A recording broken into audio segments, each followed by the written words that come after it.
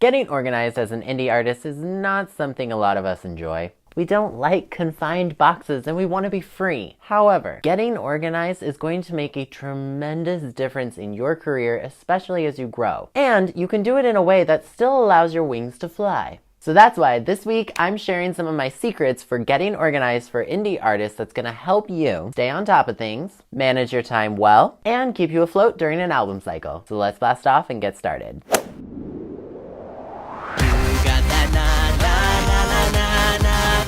I can't stop with these boys from California.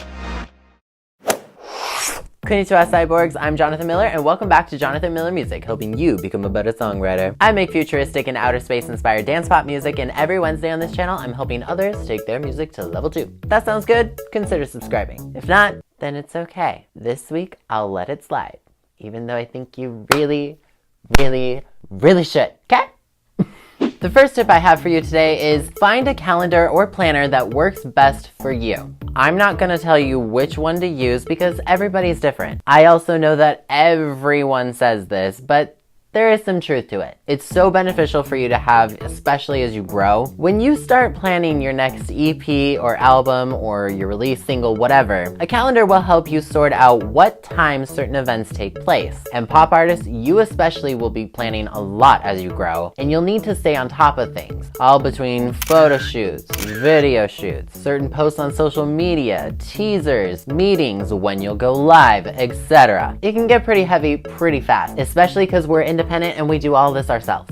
So go to Target or another office supply store and pick one up. Look through them and find the one that works best for you. Do you like to see your entire month at a glance? Do you like the big book size ones, or do you like a small size one? Do you like it split into weeks and times? Do you like a bit of both? I've used all kinds of planners, and this guy is the one I'm using right now. It's got a month and it's got split into days and weeks, so that's really nice for me, especially as I'm finishing up this EP and starting to have everything come together. It's helping a lot. So go find the right one for you. My next tip for you for getting organized is to make yearly, quarterly, monthly, and weekly goals for yourself. Yes.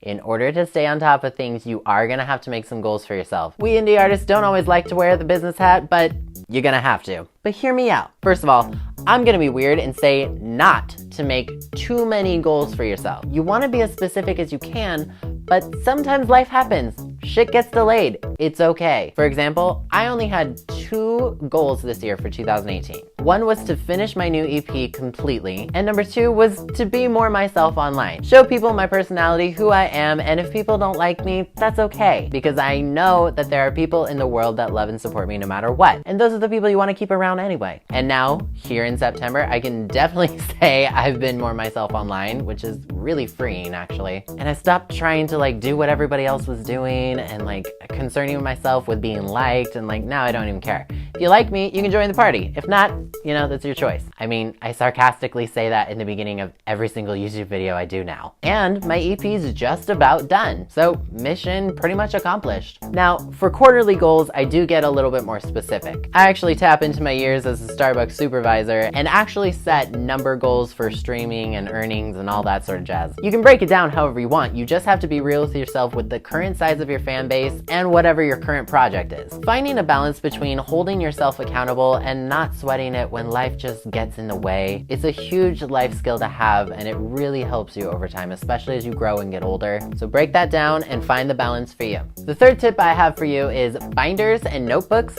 are your best friends. I don't care if you went to college, graduate school, didn't have money for college, only have a high school degree, whatever your education level is right now, never stop learning. Study other more famous people in your genre and write it all down. What types of things do they post? How did they launch their latest album? Who did their album art? Who wrote their songs? Who's their producers? Etc. Dig deep. All of this information is very valuable. Find other YouTube videos like this one that answer your question for free. Side note, you can always ask me in the comments and I try to respond to everybody as best I can. PM me on Twitter, Instagram, ask me your questions. I'll help out as much as I can. Take some online classes, whether that's an independent class or it's at a university. Always learn how to improve your artistry. Seek out answers for yourself and then write it down. I have an entire cabinet over there filled with binders and notebooks of notes that I've made over the past 11 years. All of this information bound into a notebook or a binder, whatever works for you, is so beneficial because you can always go back to it at any time. You'll probably find yourself in a situation someday where you're like, this release was amazing.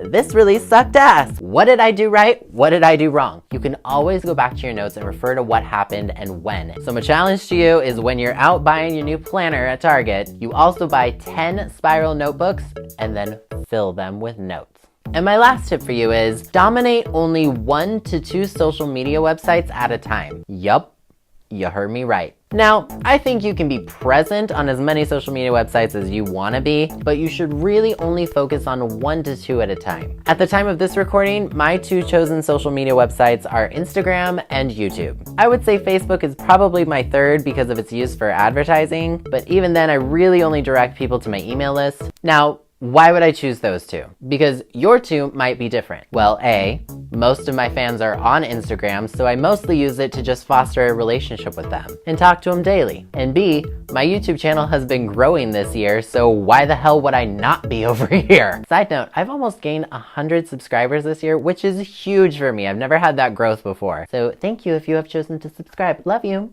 But don't try to occupy all of them at the same time. Go where your fans are hanging out. And if you don't know, do a Q&A. It's fun, especially for me who went a long ass time without being able to do Q&As with people. It's a privilege, it's amazing. So don't try to be everywhere all the time. Pick 1 to 2, maybe 3 if you're really good at it, and then go hard and be present on them. And then trust me, you'll feel a lot better. So those are some of my secrets for getting organized for indie artists. Question of the video: what is your favorite tool for getting organized? And a bonus question: what's your favorite social media? Leave me a comment below letting me know. If you want to check out any other tips and tricks for indie artists, I've got links in the description below so you can check them out. And as always, if you enjoyed this video, please leave a like on it and subscribe if you're new. I put out new videos every single Wednesday. Once again, I'm Jonathan Miller, and I will see you next time. Mata ne!